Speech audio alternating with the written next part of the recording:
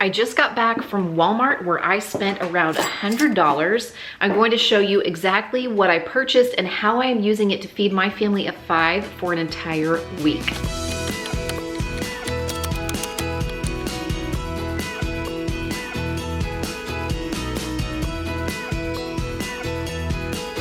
There's one item missing from my haul, and I'll explain why. Because when we get to the end of it, you're gonna laugh. Lots of produce, mostly fresh, but some frozen too. When I did the math, I spent about 25% of my $100 budget on produce. I have some garlic, 2 cucumbers, a bag of romaine hearts. I find this to be a really great value when it comes to salad greens. Once these are washed up and chopped, I can get quite a lot of greens for recipes from this one bag. 1 bag of baby carrots. My kids like to pack those in their lunches, and then 1 bag of whole carrots. This might be the largest package of celery I have ever purchased, and it's by the package, not by the pound. Whatever's left over after this week, I will chop up and put in the freezer so that I can use it in recipes for the next couple of weeks. Some bananas. I think there's 7 sort of medium to large bananas here. A 3-pound package of cutie oranges, and then 3 pounds of pears, plus a 3-pound bag of yellow onions. Again, these will last a long time in the refrigerator and I'll be able to use them for several weeks. A package of frozen green beans and a 2-pound package of broccoli florets. I chose to pick up some prepared salad dressing. This is my family's favorite prepared salad dressing this week. You can sub a different kind of dressing or you can make your own if you want to save a little more money. I'm just gonna press the easy button on that this week. Speaking of the easy button, in the back there, I have some frozen waffles, and then I also have a big box of my kids' favorite cereal, and can't have cereal without milk. Well, I mean, you can, but it's not as good. So a gallon of milk. I just bought the conventional this week because I have a plan to use this whole gallon. And then other dairy, I have 16 ounces of sour cream. I have a 1-pound block of mozzarella and a 1-pound block of sharp cheddar and 1 pound of butter, which hurts me to buy now at $4.48 a pound at Walmart. Also has some peanut butter, a family-sized bag of tortilla chips, have some canned goods going on over here, 1 can of tomatoes, 1 can of tomato paste, and 1 jar of prepared salsa. I like the medium, so do the kids and my husband, so I get that one. You could get the mild if you wanted.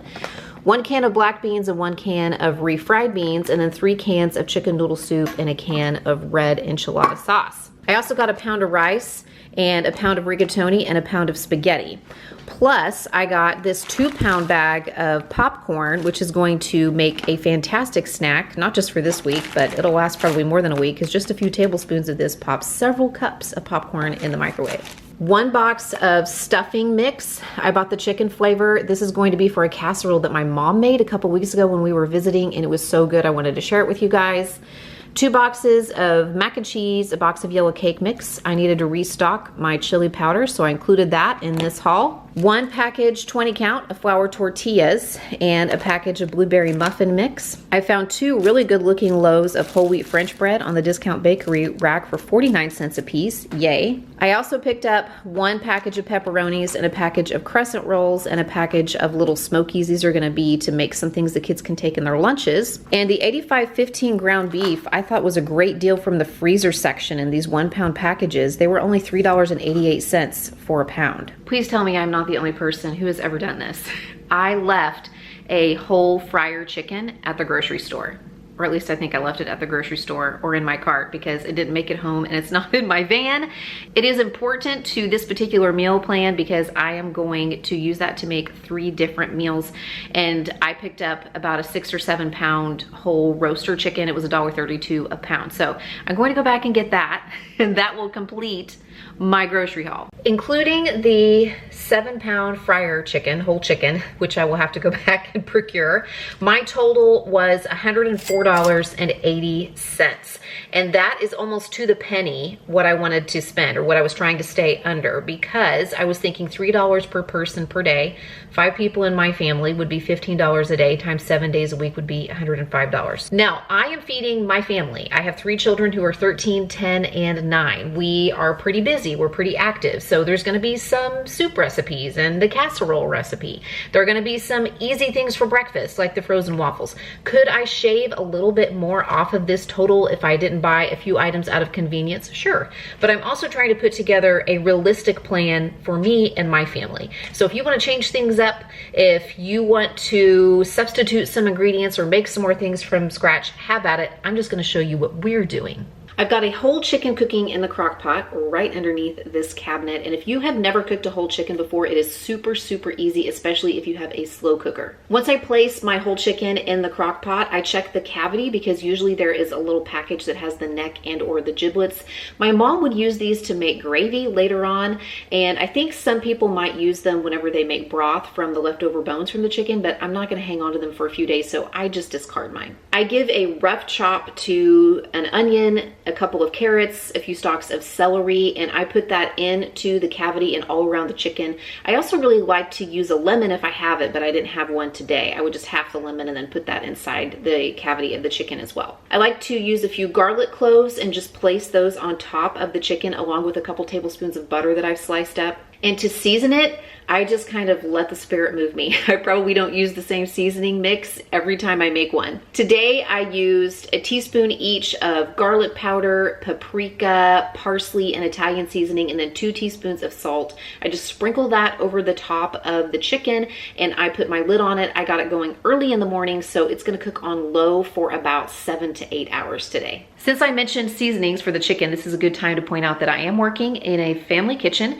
and I have just some basic spices and seasonings and cooking essentials on hand. I am trying to, with each of my budget meal cooking videos this year, include 1 or 2 of those staple items in each haul. That's why I picked up the chili powder this time around. Maybe there's a different spice or seasoning or kitchen essential that you would want to pick up if you were following this particular meal plan. I also have a video that I made last year where I outlined what I consider to be kind of the basic things that I cook with regularly: spices, condiments, seasonings, baking essentials, and I will leave that linked in the description box below. And in that video, I not only talked about the items, but I put them into little groups, the order in which I would purchase them, in hopes that it would make it more manageable for somebody who is building a kitchen just to pick up a few items at a time. My chicken has been cooking on low for about 8 hours now. It looks and smells amazing.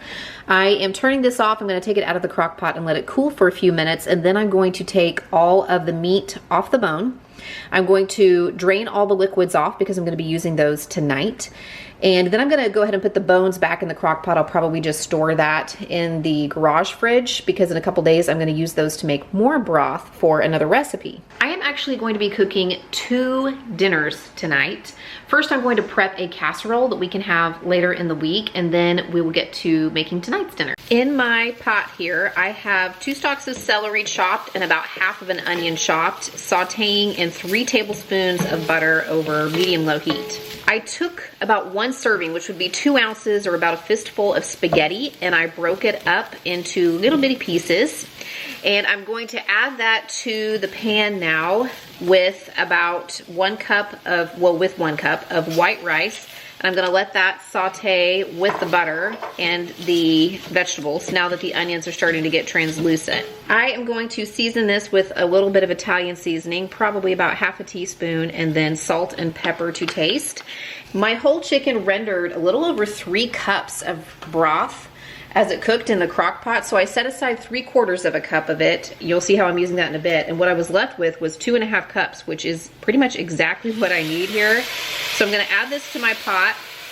If you don't have that much, you can water it down a little bit. This is gonna be very strong. And what I wanna do is bring this to a low simmer. I'm gonna cover it and I'm gonna let it simmer on low for about 10 minutes or so. And then I'm going to leave the lid on, but I'm going to turn the heat off. I'm gonna remove it from the heat and just keep it covered for another 5 minutes or so until the rice and the noodles are done cooking. We're basically making homemade rice-a-roni here. It's been 10 minutes and I moved my rice mixture off the heat. I turned the heat off on the front burner here, and in this little saucepan I have my other 3/4 of a cup of broth that the whole chicken rendered when it cooked. I don't have the heat on yet, and I'm going to add to that 3/4 of a cup of milk and 3 tablespoons of cornstarch.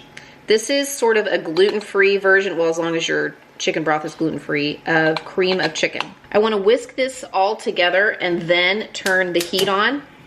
Cornstarch is activated by heat, so I want to make sure that it's incorporated as it's coming up to heat. And then as soon as it starts to thicken, when it reaches the desired consistency, I'll remove it from the heat and I'll have my cream of chicken to make this casserole with. My rice has been sitting covered for about 10 minutes or so. It fluffed up really nicely, cooked really nicely. And so now to this pot, the heat is off, it's just sitting on the stove. To this pot, I am going to add my homemade cream of chicken, half a cup of sour cream. You could add some extra seasoning to this if you want. I already tasted the rice, it's very flavorful. I'm gonna take it easy on the salt on this one. You'll see why in just a minute. I almost forgot to add about 2 cups of my cooked chicken, 2 to 3 cups. And now I'm going to stir this all together, and then I'm going to pour it into a 9x13 casserole dish, and you'll see how we're going to finish this up. There's one more ingredient that I think really makes this casserole unique. Before I started working on the rice, I took my box of stuffing mix and I poured it into a bowl, and I added 1 3/4 cups of water, and I just let it sit on the counter while I was working on the rest of the dish. And now it has soaked up all of that water. I didn't even put the butter that the recipe calls for in it. I just put the water in. And now I am just going to sprinkle that over the top of this casserole. It's gonna add a lot of flavor. That's why I went pretty easy on the seasoning, because this is heavily seasoned. Now you could pop this into the oven and bake it until it's heated through. Probably would take about 30 minutes or so. You just wanna watch it. Bake it at 350, but I am going to actually pop a lid on this and put it in the refrigerator after it cools down, and we are going to enjoy this tomorrow night or the next night, depending on how our schedule works out. And I know that I'm going to thank myself for having put this casserole together later on in the week, so that all I have to do is heat it up in the oven, maybe serve it with a little side salad or one of the other vegetables that I purchased this week, and we will have a really super easy dinner in a few nights. For tonight's dinner, I'm going to make a very simple chicken pasta. I have a large pot of salted water coming to a boil on the stove, and I'm going to cook my entire 1-pound package of rigatoni that I purchased in this grocery haul. While that's cooking, I'm going to make a bechamel or a white sauce on the stove. I have 4 tablespoons of butter melting on the stove, and then I'm going to whisk in 4 tablespoons or 1/4 cup of flour and just let that cook over medium-low heat for about 1 to 2 minutes. Then I will whisk in 2 cups of milk and keep the heat over medium-low, and I want to season it at that time. I'm just going to season mine with a little salt and pepper and some garlic salt. Once the bechamel starts to thicken, I'm going to add 2 cups or half of my 16-ounce block of mozzarella cheese shredded. And then once my pasta is done, I'm going to drain that, and I'm going to stir it into my white sauce with a couple of handfuls or about 2 cups of my cooked chicken. I'm just going to serve this with a little broccoli on the side. I'm going to use half of my package of frozen broccoli. I'm just going to cook that on the stove. A little bit of salt and pepper on that. Maybe a couple pieces of toast from my loaves of French bread that I purchased, and that'll be dinner tonight. Really easy. It'll come together pretty quickly. I am just making up some peanut butter cookies to enjoy this week. I always try to include some kind of little treat in these types of meal plans, and these will be great for us to enjoy, but also for the kids to take in their lunch. And since I purchased peanut butter anyway, and I'm pretty much only using it for breakfast for the waffles, I figured this would be a great time to make some peanut butter cookies using a cake mix. So what I'm stirring up now is 1 cup of peanut butter, 2 eggs, 1 box of yellow cake mix, and half a cup of butter or oil. I am going to let this dough chill in the fridge for an hour or 2, and then I'm just gonna drop it onto a cookie sheet and bake it at 350 until the cookies are done, probably about 8 to 11 minutes. Tonight I am making a homemade broccoli cheddar soup. My kids actually love broccoli cheddar soup. It's one of their favorite things to get when they go to Panera. Right now I have some onions and carrots sauteing in 3 tablespoons of butter. I actually used my grater to grate the carrots so that they would just be little pieces of carrot, and I want to continue browning these or sauteing them until the onions start to get translucent and the carrots start to get tender, about 4 or 5 minutes. Now I'm going to add 3 cloves of garlic that I'm going to use my garlic press here to mince. And I'm going to stir in a 1/4 cup of flour, and I just want to stir that around with the veggies for about a minute or 2, and it will form sort of a paste. Now I am whisking in 2 cups of chicken broth, and I still have my heat over medium-low here. I actually made this chicken broth in the crock pot yesterday from the bones from my whole chicken that were left over after I took all the meat off the bone after cooking that whole chicken, and a few more veggies, onions, carrots, celery, and seasonings like Italian seasoning, a couple bay leaves, some salt, and I just let it simmer in the crock pot all day, and it yielded 1.5 quarts of beautiful chicken broth. In fact, I'm gonna have plenty left to freeze so I can use it in later meals. I'm also going to add and whisk in 2 cups of milk. I want to keep whisking that until it just starts to thicken. I am going to season mine with salt and pepper. In fact, I'm going to use some seasoned salt, some Lori seasoning salt, about a teaspoon or so, and some cracked black pepper. I'm also going to put in about 12 to 16 ounces, a little bit less than a pound of broccoli. That's a little bit less than half my bag of frozen broccoli. I'm going to pop that in the microwave also so that it's not frozen solid whenever I put it into my pot. I want to bring that up to a very low simmer, and I'm going to cover it and just let it simmer on low for about 10 minutes or so. I'm going to make sure that I'm stirring it along the way because we're using milk. I don't want to scald this. I did add 1 more cup of chicken broth before I stirred in my broccoli, so it's actually 3 cups of broth and 2 cups of milk that I have in my soup. And I've been letting mine simmer for about 15 minutes now, but I have stirred it every couple of minutes because it always makes me a little nervous whenever I'm cooking on the stove soups that have milk in them. And the longer you let this simmer, the more the broccoli softens and will start to break apart into smaller pieces as you stir it. Now I'm just going to stir in 8 ounces or 2 cups of shredded cheddar, and just stir that in until it's melted, and then it will be ready to serve. I'm gonna pop some toast under the broiler in the oven, and we'll plate it up and be ready. The kids are excited for this tonight. One of the meals that I made for my family this week was just plain old spaghetti. Nothing fancy, just kind of a standard family night meal for us. I used a pound of ground beef, my can of tomatoes, my can of tomato paste, plus about 1.5 cups of water, and my own personal blend of spices that I use to season my spaghetti sauce, and I will leave that in the description box for you. I especially like to make spaghetti on busy nights when everybody needs to eat dinner at a different time, and I will often put the sauce in the slow cooker and just let it simmer across the afternoon and evening. I'll make up the pasta ahead of time. That way people can just make their plates as they may be coming and going from the house to or from various activities that we're involved in. When I am making these large-scale budget meal plans like the one that I'm filming right now, I find that the hardest part for me to execute, the hardest part to figure out, are the lunches. And that's because everybody in my family needs something a little different. I have school-age children, and some days they pack their lunch to take to school and other days they're home. In fact, this week we only had a 4-day school week, so they were actually home for lunch 3 out of the 7 days. I made up some little mini sausage rolls using the cocktail sausages that I purchased and the crescent rolls, and I just cut those up and rolled them around the little sausages and popped them into the oven so that they could have those for lunch, and those are actually easy for them to pack in a little snacky lunch as well. I also made for them some little pizza quesadillas with tortillas and mozzarella cheese and pepperonis. And of course, there were 2 boxes of just good old mac and cheese that I could make for the days that we were at home. And along with the fruits and the veggies and even some chips and salsa and the little cookies that I made, I was able to put together several really good lunches for them that they could eat at home or pack in their lunches for school. My kids will also sometimes just take leftovers in their lunch. They will put their thermoses in the coffee maker and just run hot water through it so that they can charge their thermos, really heat it up, and then dump that water out and put the reheated food in and screw the lid on and throw that into their lunch bag with their other items, and they can have a hot lunch of leftovers at school. I also often eat leftovers for lunch because almost every dinner that I make produces 1 or 2 or more helpings of leftovers that need to be consumed. My husband doesn't even always need lunch because he often has a lunch meeting over the lunch hour, but I wanted there to be plenty of options for somebody who needed to have lunch all week long. When I initially made this meal plan, I intended to buy a much smaller chicken to roast in the crock pot and just use it across 2 dinners, but because I had to buy a larger one because that was what they had available, I decided to use some of the meat to create some really delicious salads for my husband and I for lunch, for my husband and me for lunch. That's what I mean to say. Get the grammar right, Mindy. I cooked up the rice that I was going to have left over after I used it in the 2 dinners I planned for it.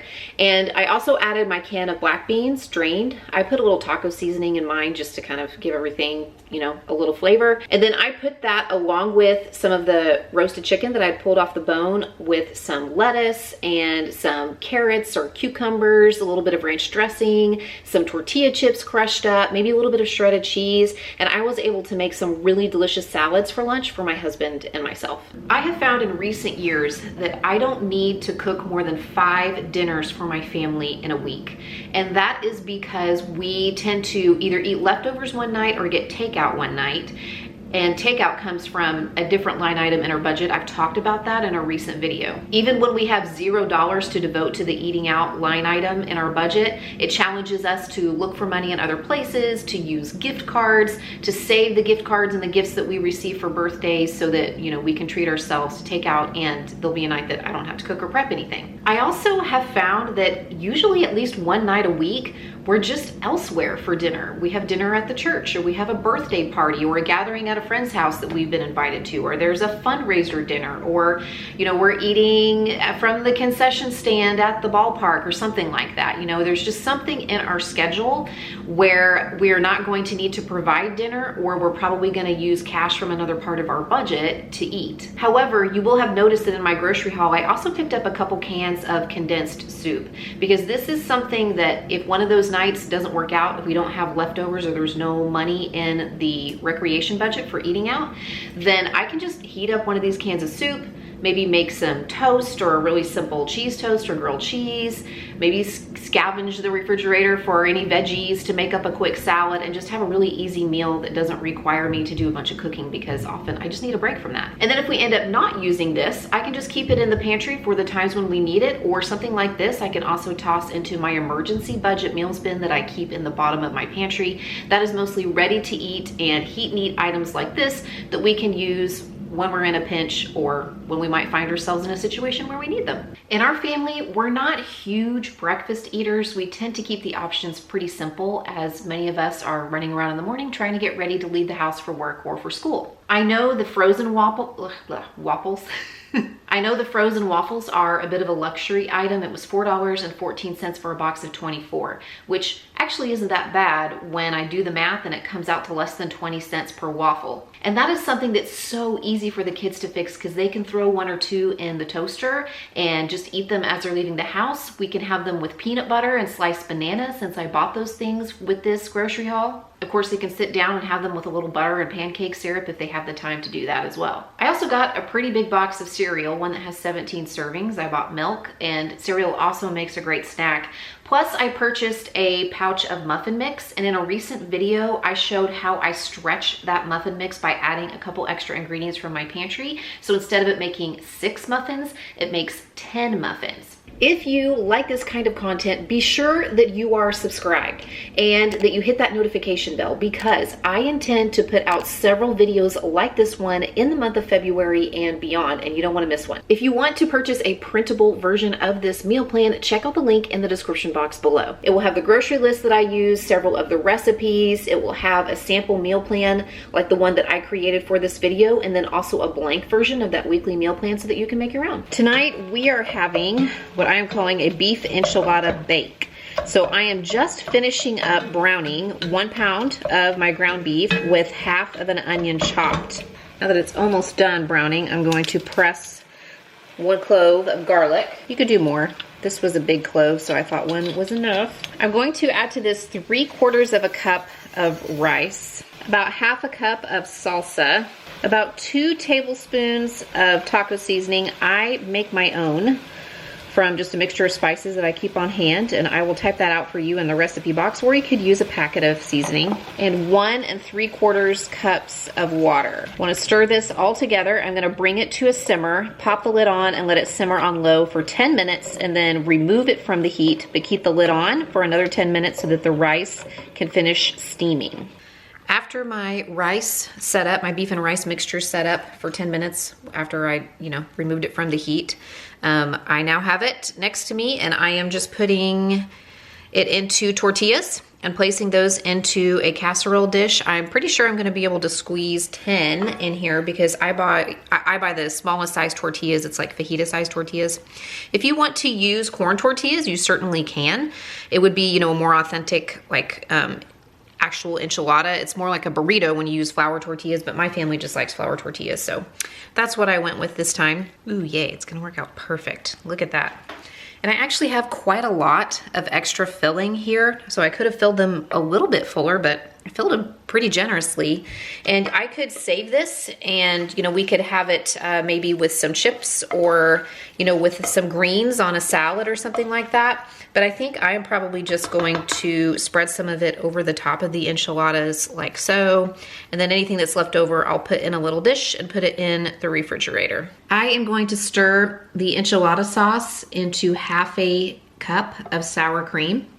And then I'm going to pour that over the top of the burritos slash enchiladas, whatever you want to call them. And I'm going to sprinkle 1 cup, 4 ounces shredded of cheddar cheese and pop those into a 350-degree oven to bake until they're heated through, probably right around 30 minutes. This is a very generous serving. In fact, I probably will only eat 1 of these. I'll put 1 back. We'll have leftovers. And I just have a salad here along the side. I've got some refried beans. I like to add sour cream to our refried beans and heat them up on the stove, and then some chips on the side as well. So this is a really hearty, filling dinner. For a printable version of this meal plan and some of the recipes, check out the description box below. Pick out one of these videos to watch next, and be sure, if you like this kind of content, that you are subscribed and that you hit that notification bell, because I plan to do lots of videos like this one in the coming weeks.